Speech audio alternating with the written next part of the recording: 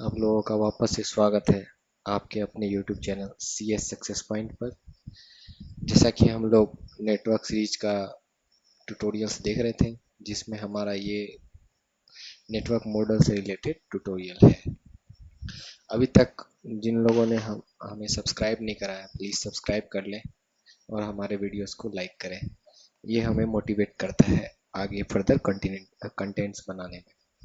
चलिए तो हम लोग शुरू करते हैं हमारा आज का लेसन, जो है नेटवर्क मॉडल से रिलेटेड। बेसिकली दो टाइप के नेटवर्क मॉडल्स हैं, OSI मॉडल और TCP IP मॉडल, जिसके बारे में हम पढ़ेंगे।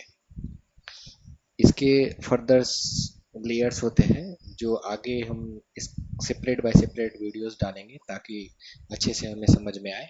इसलिए फिर भी कोशिश करेंगे हम इस वीडियोस में कुछ कुछ कवर करने की। चलिए नेक्स्ट। जैसे कि नेटवर्क मॉडल हमें क्या बताता है, हम इसमें क्या कर सकते हैं कि कैसे हमारा डिजाइन होता है, कितने तरह से हमारा जो डाटा आता है और किस तरह से हम उसको हैंडल करते हैं, कैसे हम इसको स्टोर्स वगैरह करते हैं, उस चीज़ के बारे में हम लोग पढ़ेंगे इसमें। जिसका हम पहला मॉडल है हमारा OSI मॉडल। OSI मॉडल का ओवरव्यू बस ये हम जान सकते हैं कि OSI जो है वो 7 लेयर से बना होता है, जिसका फुल फॉर्म है ओपन सिस्टम इंटरकनेक्शन, जिसको हम बोलेंगे क्या, OSI मॉडल। पेन का कलर शायद थोड़ा एक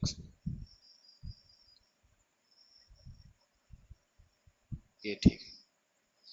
ओपन सिस्टम्स इंटरकनेक्शन जो होगा OSI मॉडल कहलाता है, जिसका बेसिकली काम है कि हमारे नेटवर्क्स को जो है कनेक्ट करना विविध डिफरेंट डिफरेंट लेयर से, जो कि बनाया गया था 1984 में। कब बनाया गया था?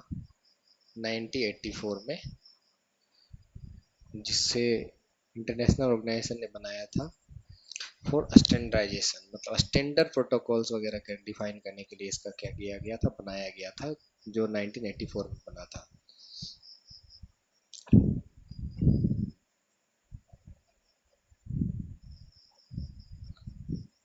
ये बेसिकली क्या करता है ना, set of rules for all networking system to follow. ये क्या करता है? सेट ऑफ रूल्स करता है। ये क्या करता है? हमारा सेट ऑफ रूल्स प्रोवाइड करता है, जो हमारा क्या करेगा, सारा लेयर और सारा जो डिवाइसेस से कनेक्ट होगा, या फिर हम कह सकते हैं set of rules for system होता है। क्या होता है? Set of rule for system. बहुत सारे इसमें डिवाइसेस कनेक्ट होते हैं और डिफरेंट डिफरेंट प्रोटोकॉल्स के कारण होते हैं, इसलिए हम कह सकते हैं सेट ऑफ रूल्स है जो पूरे के पूरे नेटवर्क सिस्टम को फॉलो करना होता है। और ये क्या बेसिकली क्या करता है, हमारा डिफरेंट डिवाइसेस को एक साथ कनेक्ट करके सारे डिवाइसेस को एक साथ वर्क करने के लिए एलिजिबल बनाता है। मॉडल, ये जो हमारा मॉडल है, ये देखिए यहाँ पे हमारा अलग अलग लेयर डिफाइन है। सारा इसलिए डिफाइन हो गया कि सारा हैंडलिंग वगैरह जो इजी हो पाए। जैसे सारे लेयर का अलग अलग काम है, जैसे हम देख सकते हैं ये फिजिकल है तो इसका basically physical structure, cables, hub वगैरह, इस सब में इनकोडिंग डिकोडिंग्स, ये सब का काम इसका होता है। उसी तरह हमारा पैकेट्स है, फ्रेम है, डिफरेंट डिफरेंट लेयर्स पे डिफरेंट डिफरेंट काम होता है, इसलिए इसको क्या कह सकते हैं, simple to use easy to handle कह सकते हैं। ये हमारा क्या करता है, फाइंडिंग नेटवर्क प्रॉब्लम जो है उस पर फोकस है, और स्पेसिफिक लेयर में हम चल सकता है किस लेयर में इशूज है और कैसे होता है। तो इसका बेसिकली हम देखते हैं कि model of conceptual framework use to understand and standardise network communication across diverse hardware, मतलब एंड सॉफ्टवेयर, मतलब अलग अलग हार्डवेयर और डिवाइस का, जैसे हमने बताया, अलग अलग हार्डवेयर और डिवाइस को क्या करता है और इलिजिबल बनाता है ताकि वो एक दूसरे से कम्युनिकेट कर पाए। तो ये हमारा हो जाएगा क्या, डिफरेंट इजी टू हैंडल और इजी टू ऑपरेट वाला से। इसका वर्क क्या है, use as reference tools for troubleshooting, मतलब कोई ट्रबल शूटिंग का मतलब होता है कोई भी एरर वगैरह आ गया उसके में किसका यूज होता है, OSI लेयर का। Facilitates modular hardware software development, मतलब हमारा मॉड्यूल नया जो भी होगा मॉड्यूलर वगैरह, उसका हार्डवेयर सॉफ्टवेयर डिफाइन करने के लिए इसका यूज करते हैं। मल्टी वेंडर इंटरप्रिटेबिलिटी होता है।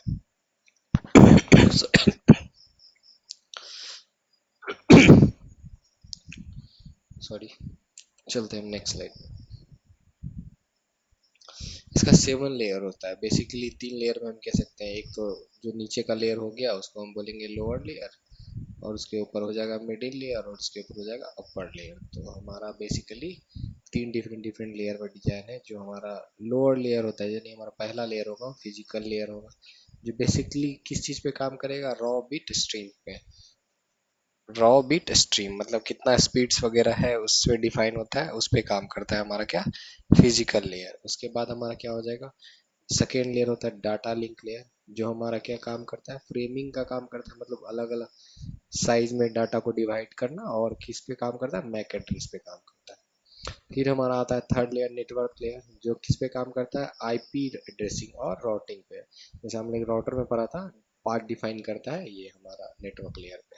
जो मिडिल में आता है ट्रांसपोर्ट लेयर। ट्रांसपोर्ट का मेन नाम से ही पता चल रहा है कि कोई भी चीज डिलीवर्ड करना होता है, जैसे इन टू इन डिलीवर करेगा, क्या करेगा, ट्रांसपोर्ट लेयर, या फिर सिगमेंट्स में डिलीवर करेगा। दो प्रोटोकॉल यूज करता है, एक टीसीपी एक यूडीपी। अब आ जाइए, हमारा पांचवा लेयर क्या है, सेशन लेयर, जो बेसिकली क्या करता है, कनेक्शन कंट्रोल का काम करता है। नहीं, हम लोग देखते हैं वेब ब्राउजर वगैरह सर्च करते हैं तो उसमें सेशन एक्सपायर्ड लिखा जाता है, मतलब विद इन टाइम लिमिट होता है, जिस टाइम लिमिट के अंदर हमें क्या होता है, डाटा सेंड करना होता है, और रिसिपेंट के पास रिसीव होके एक्नॉलेज हमारे पास आना चाहिए। अगर वो नहीं होता है तो सेशन जो होता है टर्मिनेट हो जाता है। यही हमारा काम किस पे है, सेशन लेयर पे। उसके बाद फिर है प्रेजेंटेशन लेयर। प्रेजेंटेशन लेयर क्या करता है, बेसिकली प्रेजेंटेशन लेयर का काम होता है ट्रांसलेशन का। क्या काम होता है, ट्रांसलेशन का काम होता है। ट्रांसलेशन का काम किसका होता है, प्रेजेंटेशन लेयर। प्रेजेंटेशन लेयर कोई भी चीज को ट्रांसलेट करता है, या फिर इनक्रिप्ट डिक्रिप्ट, जिस नाम दिया गया है, एनक्रिप्शन का काम होता है सिंटेक्स बेस्ड ऑन। मान लीजिए अगर कोई यूजर हमारा है जिसको नहीं देखते हैं ब्राउजर्स वगैरह में, कभी कभी ट्रांसलेटर यूज होता है हिंदी का, तो वो क्या करता है, जितना टेक्स्ट है, कंटेंट है, उस सबको ट्रांसलेट करके हमारा कन्वर्ट कर देता है विजिबल फॉर्म में। और वैसे भी हम लोग जानते हैं कि कंप्यूटर में कोई भी कम्युनिकेशन किस में होता है, 0 और 1 के फॉर्म में, जो होता है बाइनरी, बाइनरी के फॉर्म। तो ये हम लोगों का ह्यूमन रीडेबल नहीं है, तो उसे रीडेबल बनाने के लिए हमारा क्या काम होता है, प्रेजेंटेशन लेयर। और लास्ट लेयर होता है हमारा एप्लीकेशन लेयर, जो सबसे हमारा क्या कह सकते हैं, इंटरेक्शन लेयर होता है यूजर से, तो इसलिए इसका यूजर इंटरफेस बोला जाता है, जिसमें क्या होता है, यूजर कोई भी डाटा इनपुट कर पाता है और क्या कर सकता है, उसको आउटपुट मिलता है, आफ्टर प्रोसेस उसको आउटपुट मिलता है। ये दोनों काम कौन कर पाता है, हमारा एप्लीकेशन लेयर। चलिए नेक्स्ट स्लाइड पे चलते हैं। अब हमारा क्या है, TCP IP model. Basically TCP I model क्या होता है, ये हमारा ओएसआई मॉडल के तरह नहीं है, इसमें डिफरेंट है क्या, बेसिकली वो 7 लेयर पे डिवाइड था, यहाँ पे 4 लेयर है, 3 लेयर इसमें कम होता है। इसका डिजाइन हुआ था 19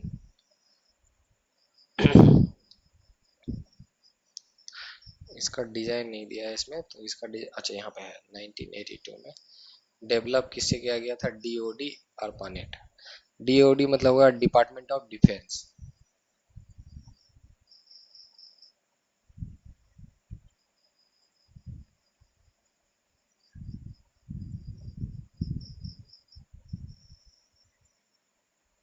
डिपार्टमेंट ऑफ डिफेंस ARPANET, जो हमारा पहला नेट था इंटरनेट, वो 1960 में डेवलप किया गया, स्टैंडर्डाइज किया गया 1982 में, मतलब सबके लिए खोल दिया गया। पहले ये कौन यूज करता था, ARPANET जो हमारा नेटवर्क वाला था वो यूज करता था।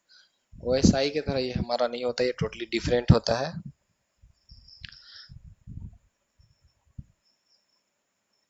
ये हमारा बेसिकली क्या करता है ना, टीसीपीआई मॉडल, ये हमारा देखिए यहाँ पे है ना, real world packet switch communication over global network. ये हमारा क्या करता है, रियल वर्ल्ड पैकेट पे काम करता है, basically real world network communication करता है ये।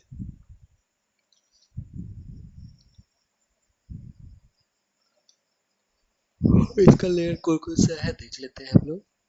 बेसिकली 4 लेयर में बांटा हुआ है, जिसमें हमारा पहला लेयर है application layer, transport layer, internet layer and network access layer. ये बेसिकली 4 लेयर्स में बटा हुआ है। अब देखिए कंपैरिजन क्या क्या है ओएसआई और टीसीपी आईपी मॉडल में। सबसे पहले हम देखते हैं क्या है ये। रिफरेंस मॉडल है ये हमारा, रिफरेंस मॉडल। और ये हमारा क्या है, इम्प्लीमेंटेशन मॉडल, जो इम्प्लीमेंट किया गया था डीओडी, डिपार्टमेंट ऑफ डिफेंस के द्वारा। और ये हमारा क्या था, रेफरेंस मॉडल है आईएसओ का। सॉरी यहाँ पर मिस हो गया, वैसा ही हुआ। अप्रोच, ये वर्टिकल अप्रोच होता है, मतलब ऐसे करके यहाँ से ऊपर से नीचे जाते हैं या नीचे से ऊपर आते हैं। अगर हमारा यूजर से डाटा हमें आ रहा है सिस्टम के पास, तो ये यहाँ पे फिजिकल लेयर तक आएगा, और फिजिकल लेयर से जब जा रहा है ऊपर तो हमारा कहाँ तक जाएगा, एप्लीकेशन लेयर, एप्लीकेशन लेयर तक जाएगा। तो ये वर्टिकल है और ये हॉरिजेंटल प्रोटोकॉल है, दोनों में डिफरेंस यही है। इसमें 7 लेयर होता है, इसमें कभी कभी 4, और वैसे बेसिकली 4 ही बोला जाता है, पर 5 लेयर होता है। सबका कंबाइंड फंक्शनैलिटी है। और यहाँ पे क्या है, मोर डिटेल फंक्शनैलिटी है, सबका अलग अलग। रिस्पॉन्सिबिलिटी क्या है, रिलायबिलिटी थ्योरेटिकल है, लेस यूज बहुत कम यूज होता है, क्रेडिबल है, और द इंटरनेट स्टैंडर्ड, मतलब इंटरनेट का जो स्टैंडर्ड है उस पर काम करता है। अब ये देख लीजिए अप्रोच क्या, स्टैंडर्ड बेस्ड अप्रोच है, मतलब जो सबसे अच्छा होना चाहिए वो है। और ये क्या है, काम से बेस्ड है, फंक्शनल बेस्ड है। ये डिफरेंस है दोनों में। हम देख लेते हैं यूनिफाइड आर्किटेक्चर और डाटा यूनिट्स क्या क्या होता है। चलिए, डाटा इनकैप्सुलेशन मतलब होता है डाटा हाइडिंग। क्या होता है, डाटा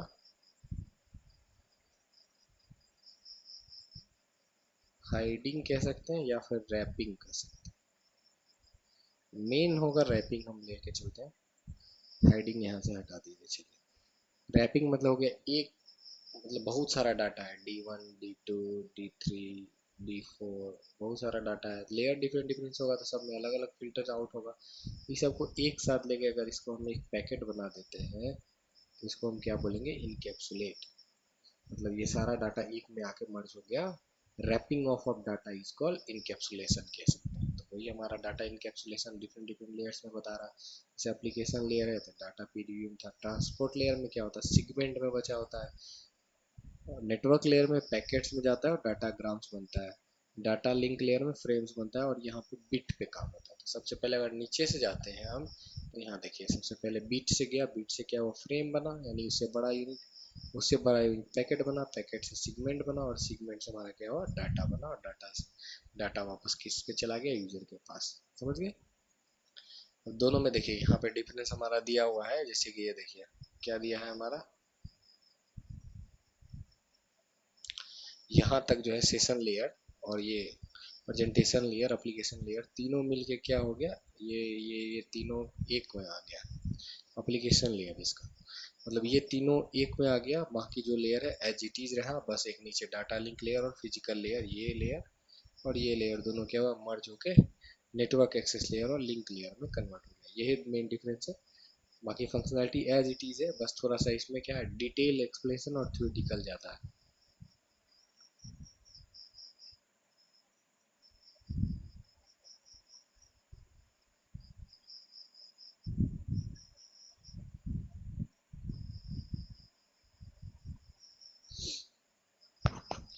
अब आते हैं हम लोग पहला लेयर पे, जो कि हमारा क्या है, फिजिकल लेयर। फिजिकल लेयर क्या हो गया, सबसे नीचे का लेयर हो गया, जिस पे मान लीजिए पोर्ट्स पोर्ट्स आके कनेक्ट होते हैं, डिवाइसेस कनेक्ट होते हैं, तो इसको हम क्या बोलेंगे, फिजिकल लेयर। बेसिकली ये हमारा क्या होता है, स्पीड के लिए होता है। स्पीड जो डिपेंड होगा वो इसी लेयर पे होगा। जैसे देखिए हमारा क्या क्या फिजिकल लेयर का काम है, उसी हिसाब से हम देखते हैं। इसका मेन काम क्या होता है देखिए, जैसे कि हम जान रहे हैं कि हार्डवेयर से रिलेटेड है, तो इसका मेन काम होगा क्या, डील करेगा किससे? डील करेगा भी किससे? Physical and electric aspect for data transmission. Physical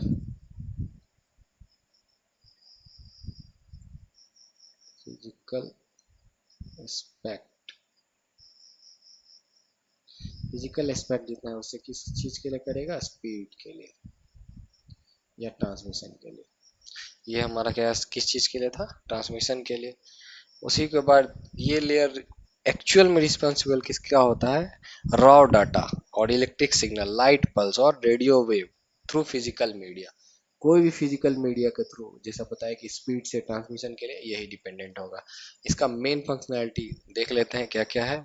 इसका मेन फंक्शनैलिटी हम कह सकते हैं बिट ट्रांसमिशन में होता है। बिट ट्रांसमिशन में क्या करता है ये स्टेब्लिश करेगा क्या? फिजिकल मीडियम, वही जो बोले केबल्स वगैरह जो कनेक्शन वगैरह होते हैं वो उसका काम करता है। और ये क्या करता है? कन्वर्ट डाटा करता है बिट्स में, 0 1 के फॉर्म में, और ट्रांसमिट कर देता है उसको किसमें? ये हमारा कन्वर्ट करेगा किसमें? ट्रांसमिट करेगा किसमें? 0 और 1 के फॉर्म में करेगा और इसको ट्रांसमिट कर देगा। यहाँ पे हमारा क्या है? कम्युनिकेशन चैनल है। कम्युनिकेशन चैनल के लिए क्या होगा? कम्युनिकेशन चैनल स्टेब्लिश करेगा फिजिकल मीडिया। कम्युनिकेशन चैनल कुछ भी हो सकता है, जैसे twisted pair, fibre optics, coaxial cable. इसलिए स्टार्टिंग में बोले क्या, लाइट या फिर क्या कर सकते हैं, इलेक्ट्रिक सिग्नल, ये सब सारा से मिलकर क्या होता है? हमारा काम करता है। सिग्नल इनकोडिंग का काम करता है। सिग्नल इनकोडिंग मतलब क्या हो गया? जैसे कि हमारा मान लीजिए बाइनरी डाटा आया, उसको कन्वर्ट करेगा किस में? जो हमारा रीडेबल कंप्यूटर का होगा उसमें, या फिर हमारा क्या करेगा? कंप्यूटर रीडेबल से लेके उसको 0 1 में कन्वर्ट करके ट्रांसमिट करेगा। इसका मेन काम क्या हो गया? मॉडलिंग और डीमॉडलिंग का काम कह सकते हैं। ये मॉड्यूलेशन करता है और डीमॉड्यूलेशन करता है।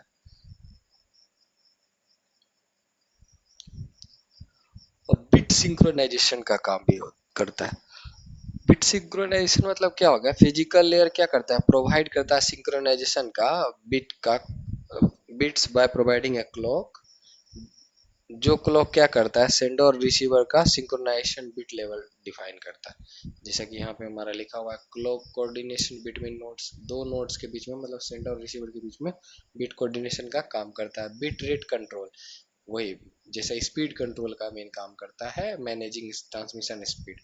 टोपोलॉजी जो भी होता है, सारा डिजाइन हमारा किस पे होता है? फिजिकल लेयर पे। इसी से ना हम केबल बेस, स्टार बस, मेश ट्री, ये सब डिफाइन करते हैं।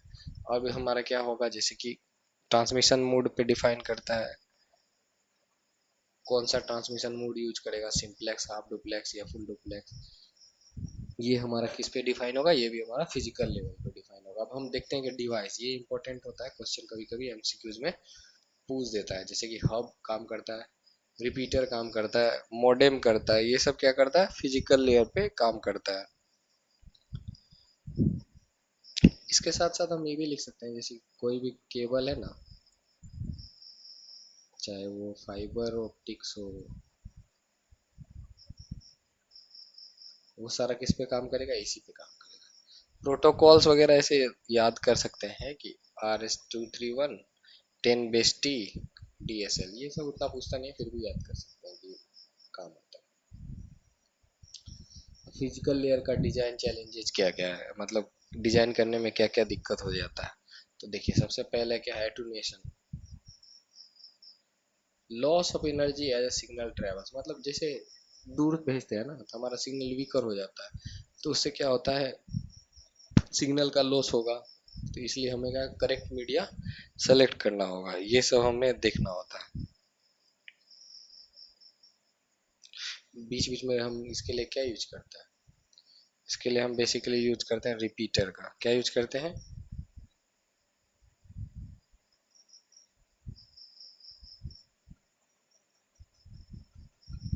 एक सेकेंड रुकिए, इसको क्लियर करके फिर से करते हैं। इसमें हम क्या यूज करेंगे? रिपीटर का, सिग्नल को बूस्ट करने के लिए। हमारा क्या है? Distortion, signal change due to varying frequencies, मतलब अलग अलग फ्रीक्वेंसी आएगा तो सिग्नल क्या होगा? चेंज होगा, मतलब सिग्नल का वेरिएशन चेंज होता है। तो इस सब चीज़ के लिए क्या होगा, हमें सेम टाइप का मीडियम यूज करना पड़ेगा। जैसे मान लीजिए कभी कभी नहीं होता है, यहाँ हमारा घर में है फाइबर, फाइबर से आया तो घर में हम क्या किए, अपना लैन बनाए। लैन किससे बनाए, twisted pair, twisted pair wire से। तो ये क्या करेगा, स्लो होगा और ये यहाँ पे वेरी करेगा। तो इसमें क्या होता है, फिजिकल मीडियम वही क्या होता है, डिस्ट्रॉशन आता है, फ्रीक्वेंसी वेरी करता है। नॉइज मतलब वही दिक्कत जो आता है, एक्सट्रीमली इलेक्ट्रोमैग्नेटिक इंटरफेरेंस ट्रांसमिशन। ये मतलब नॉइज जब आएगा, हमारा मीडियम सही नहीं होगा तो हमारा नॉइज आता है, जो हमने स्टार्टिंग में पढ़ा था, जैसा कि ट्विस्टेड पेयर ये सब में आता है, इन मैग्नेटिक इलेक्ट्रोमैग्नेटिक इंटरफेरेंस के कारण। अब हमारा क्या, ट्रांसमिशन मीडिया। ट्रांसमिशन मीडिया तो हमने स्टार्टिंग में ही पढ़ा था, गाइडेड अनगाइडेड, जिसमें गाइडेड में copper wire, fibre optics, twisted pair ये सब पढ़ा था। अनगाइडेड में रेडियो वेव्स, माइक्रोवेव, इंफ्रारेड, ये तीन पढ़ा। बाकी यहाँ हमारा डायग्राम है वो टोपोलॉजी से रिलेटेड है, कैसे कैसे यूज होता है physical layer. Data link layer, data link layer हमारा क्या होता है, सेकेंड लेयर होता है। सेकेंड लेयर क्या है हमारा, डाटा लिंक लेयर। ये बेसिकली किस चीज पे काम करता है, data link layer basically data पे काम करेगा और इसका मेन काम होगा नोड टू नोड डिलीवरी। इसका मेन काम है नोड टू नोड ट्रांसफर या डिलीवरी। इसको हम शॉर्ट में डीडीएल भी बोलते हैं, डाटा लिंक लेयर। ये क्या काम करता है, error handles error free node to node transmission, मतलब इरर नहीं होना चाहिए उसके लिए क्या करता है, इरर फ्री ट्रांसमिशन के लिए ये जाना जाता है। ये किस चीज से इंटरेक्ट करता है, एनआईसी से, मतलब वही नेटवर्क इंटरफेस कार्ड से, to access physical media. Physical media के लिए देखिए हमारा क्या है, ये दो काम करेगा। एक क्या करेगा, इसका मेन काम होगा responsible for to encode decode organisation and outgoing and incoming data, मतलब जो बाहर जा रहा है और आ रहा है उस डाटा का क्या काम करेगा, डिकोड और इनकोड करने का काम इसका करता है। इंक्रिप्शन डिक्रिप्शन नहीं है इसमें, इनकोड और डिकोड है, लिख लीजिए।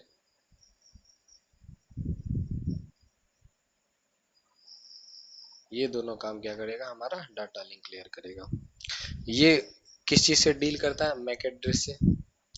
जैसे ही आ जाएगा नाम तो ये सीधा काम आ जाएगा मैक एड्रेस। वैसे मैक एड्रेस हमने लिख रखा है, फिजिकल एड्रेस होता है जो कितना होता है 48 बिट का होता है।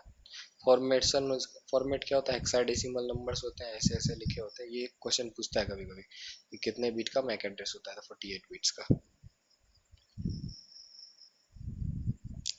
अब इसमें कौन कौन सा डिवाइस यूज होता है वो देख लेते हैं। इसमें डिवाइस कौन कौन सा यूज होगा, इसे पहले भी हमने डायग्राम में देखा था, फिर भी हम एक बार देख लेते हैं कौन कौन सा डिवाइस इसमें यूज होता है। इसमें हमारा होगा ब्रिज, इसमें हमारा होगा स्विच।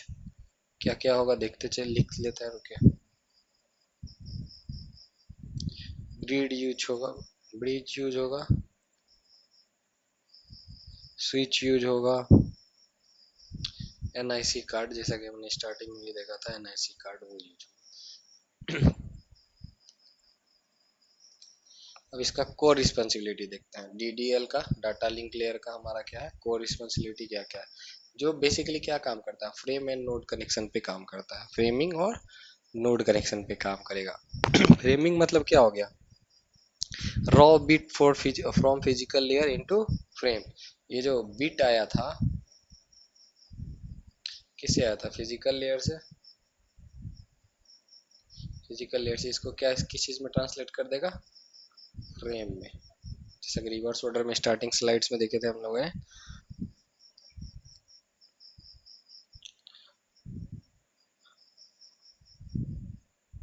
अब देखिए बेसिकली क्या होता है ना, फ्रेम में डालने से क्या होगा, ये क्या करेगा, मेटा डाटा बनाएगा। यहाँ पे क्या होगा, एक हेडर डालेगा, यहाँ पे डाटा डालेगा और यहाँ पे एक टेल डालेगा। इसको हम कह सकते हैं,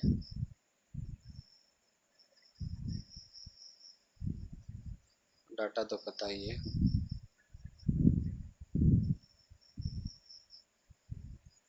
तो ये बेसिक स्टैंडर्ड फॉर्म हो जाता है कि हमारा डाटा जो है इनकेप्सुलेट हुआ है किस चीज़ से।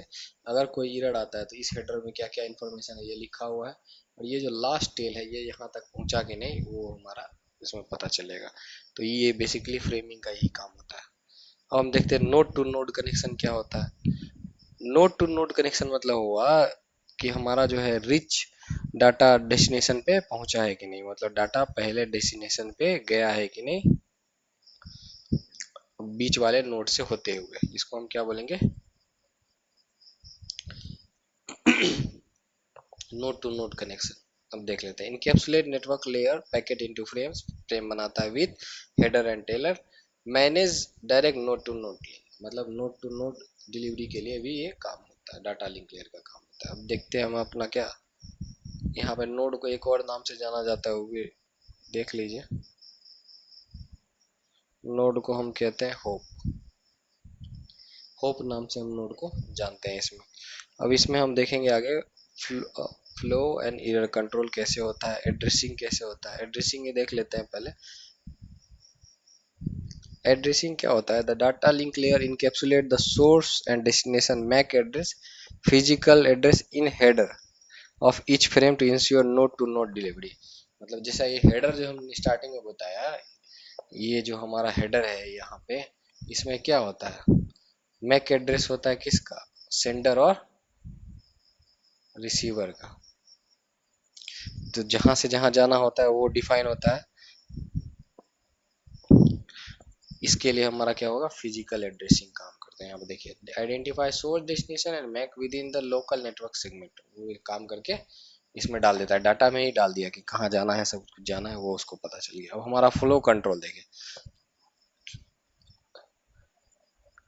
Prevent sender from overwhelming receivers, implement mechanism to detect discard corrupted frames. मतलब क्या हुआ, एरर कंट्रोल मतलब क्या होता है, एरर मतलब हो गया कोई भी गलती हो गया, या फिर कोई भी, मान लीजिए कोई हम डाटा भेज रहे हैं, डाटा भेज रहे हैं ए से किसके पास, बी के पास, और ये डाटा गया गया बी के पास, क्या आधा ही डाटा गया, मतलब मान लीजिए एक ऐसे करके 1 2 3 4 बिट हम इसको भेजे, तो यहाँ पे रिसीव हुआ क्या, 1 1 1, और जीरो जो था वो हट गया, या फिर जीरो जो है 1 आ गया किसी भी फिजिकल इंटरफेरेंस या फिर कोई नॉइस के कारण। तो ये हमारा क्या करेगा, एरर कंट्रोल मैकेनिज्म के थ्रू वो क्या करेगा, एरर को फाइंड आउट करेगा और उसको आइडेंटिफाई करके करेक्ट करेगा, या फिर पैकेट को दोबारा भेजेगा। तो इसके लिए हमारा क्या होता है, error control data link layer में होता है। बेसिकली इसमें क्या होता है, डाटा लिंक लेयर यूज करता है एरर कंट्रोल को, ताकि हमारा जो भी फ्रेम है वो ट्रांसमिट हो सेंडर से रिसीवर के पास करेक्टली।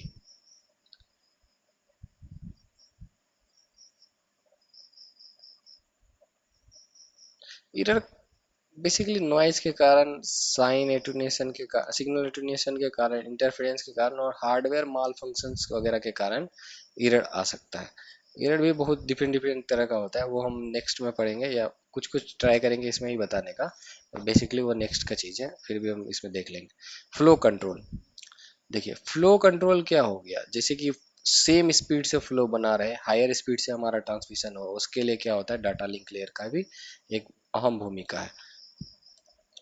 कभी कभी क्या होता है, सेंडिंग स्पीड बहुत ही ज़्यादा होता है और रिसीवर का उतना कम होता है, तो इसलिए क्या होता है, डाटा लिंक लेयर कंट्रोल करता है ताकि सेंडर और रिसीवर के बीच में सेम टाइप का फ्लो बना रहे, ताकि रिसीवर रिसीव कर पाए। जैसा कि हमारा यहाँ दिया है ना, ओवरवेलमिंग रिसीवर होगा पर हमारा सेंडर जो है डाटा उतना नहीं भेज पाएगा, तो उसके कारण क्या होगा, फ्लो कंट्रोल करने का काम होता है। इसमें क्या होगा, हमारा मैकेनिज्म क्या यूज होता है फ्लो में, stop and wait.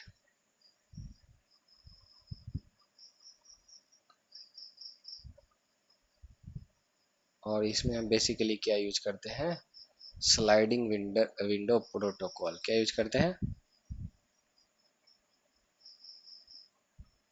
Sliding window.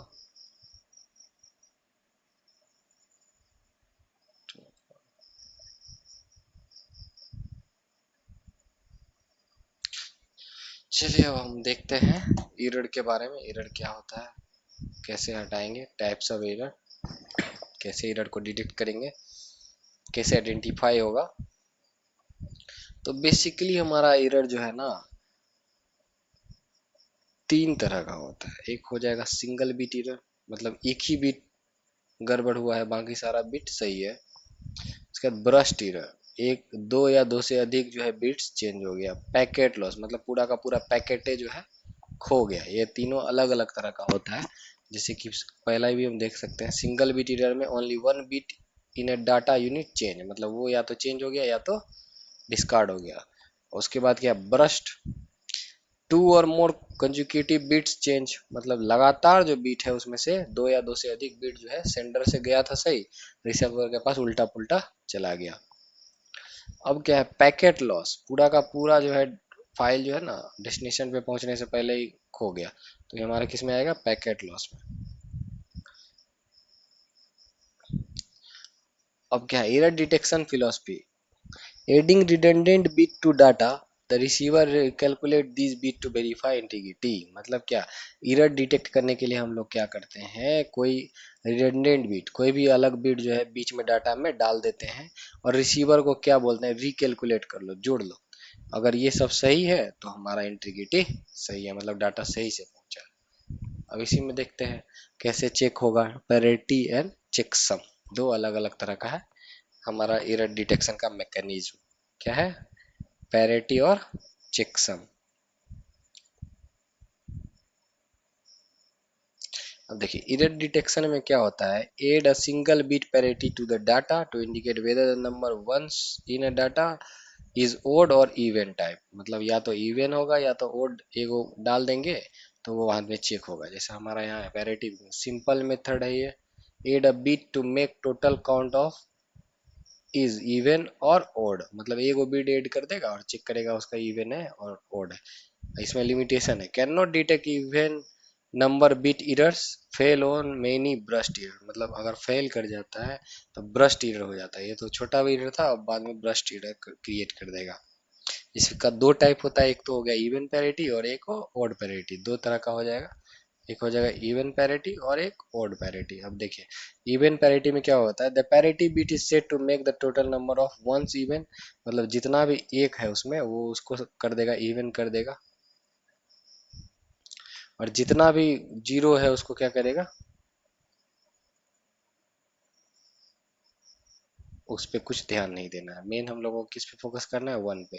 तो जीरो के बारे में कहा ही नहीं गया। ओड पैरिटी में क्या होगा, जितना भी वंस है उसको ओड कर देगा, ओड में इसी का फिर ओड कर देगा। ये दो टाइप का होता है पैरिटी चेक में। अब एक आ जाता है चेकसम। चेकसम क्या करता है, डाटा को देखता है, treats data as a sequence of integers, मतलब जितना इंटीजर है उसका sequence, calculate the sum of integer and transmit it with the data at the receiver, मतलब जितना है उसको इंटीजर गिन लिया और जोड़ के उसको क्या किया, डाटा के साथ भेज दिया। बाद में उसको रिसीवर को बोल दिया कि चेक करने के लिए कि चेकसम जो है बराबर नहीं है। यहाँ देखिए जैसे सेंडर है, चेकसम लगाया, सम ऑफ ऑल सेगमेंट, मतलब सबको डिजिट कैलकुलेट कर दिया और उसके बाद फिर भेज दिया। रिसीवर क्या करेगा, sum of segment to checksum, checksum एक डिजिट होगा जो देखेगा, अगर सब वन आ रहा है तो इसका मतलब कि डाटा सही से पहुंच गया। तो इसको हम बेसिकली देखेंगे क्या, treat a sequence of integer, calculate the sum of all integer and transmit it the data at the receiver, sum is recalculated and compare with the receiver checksum, मतलब रिसीवर के पास जो checksum है उससे compare करेगा।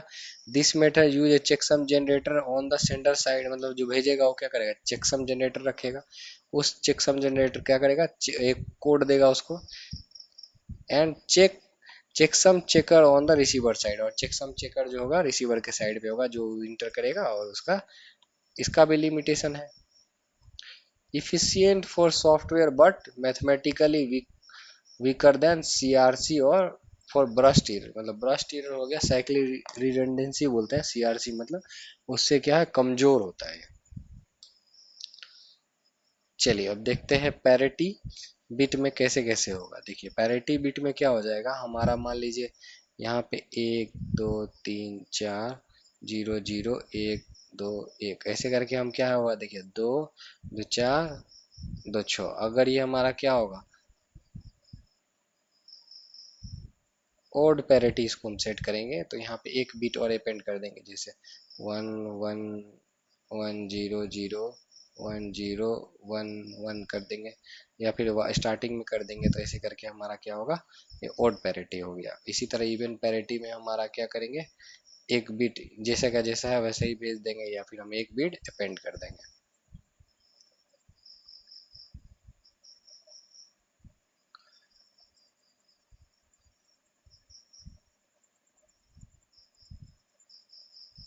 अब देखते हैं checksum के बारे में। चेकसम बेसिकली क्या करता है ना, जैसे हमारा मान लीजिए डाटा है 1 0 0 1 1 1 0 1 सॉरी 1010।